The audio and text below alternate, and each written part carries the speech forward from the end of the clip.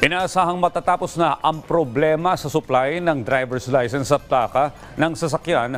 Ayon po yan sa Land Transportation Office matapos makipagpulong nila kay Pangulong Ferdinand R. Marcos Jr.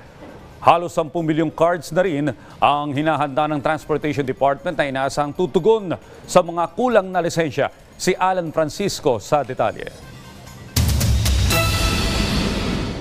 Simula sa Hulyo ngayong taon ay wala ng backlog ng mga driver's license cards at license plates o plaka. Ito ang sinabi ni Land Transportation Office Chief Assistant Secretary Vigor Mendoza sa Palace Briefing. Bahagi ito na napag-usapan ni ASEC Mendoza kay Pangulong Ferdinand R. Marcos Jr. Humigit kumulang mga 9.7 million cards ang na-bid out na po yan ng ating DOTR at LTO, so that there is no reason why we will not have enough cards for the entire year.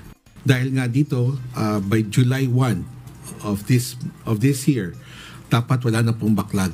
Sabi ni ASEC Mendoza, ang mga may temporary paper licenses ay makatatanggap na ng kanilang plastic cards. Nasa 4 na milyong license cards ang backlog ng LTO. Tinutugunan din ng ahensya ang backlog sa mga plaka ng mga bagong sasakyan. Inaasahan din na ang mga bagong sasakyan mula 2022 hanggang 2024 ay magkakaroon na ng kanilang license plates, habang makakamit naman ng zero backlog ng mga motorcycle plate sa June ng susunod na taon. So we're now catching up, doing a catch up on this, no? But we have a program of how to move this forward.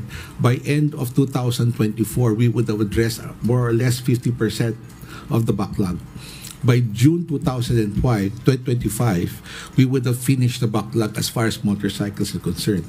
Ang kagandahan dito, side by side with addressing the backlog, we are addressing the current demand. Para sa ganun, yung mga bumibili po ng motosiklo, ng sasakyan today, yung 11-day period po natin, kailangan masunod po yun. There is no reason why they will not be able to get their plates on time. Nakatakda ring maglunsad ng hotline number ang LTO na maaaring pagsumbungan ng mga rider kaugnay ng mga mapang-abusong motorcycle traders. Sa naturang sectoral meeting, inatasan nga ni Pangulong Marcos ang LTO na pabilisin ang pag-release o pag-i-issue ng mga nakapending na driver's license at vehicle plates. Partikular na tinukoy ni Pangulong Marcos ang backlog para sa motorcycle plates na higit sa 11 million mula sa nakaraang administrasyon. Alan Francisco, para sa Pambansang TV, sa Bagong Pilipinas.